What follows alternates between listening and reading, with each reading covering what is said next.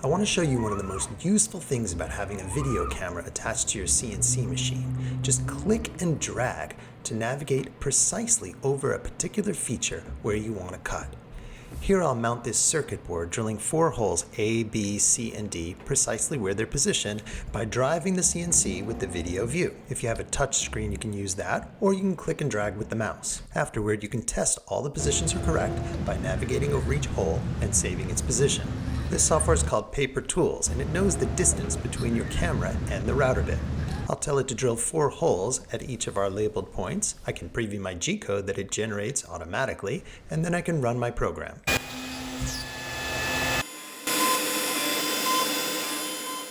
What I get is perfect placement of my circuit board, and I didn't even need any CAD or CAM. This is one of the most requested features I've received, and I'm so glad I built it because I use it all the time. What I love about it is it's so easy to make panels and cutouts. It's really easy to mount components, and I can cut custom shapes like you'd see on the front or back panel. Then save your work and go from prototype to production.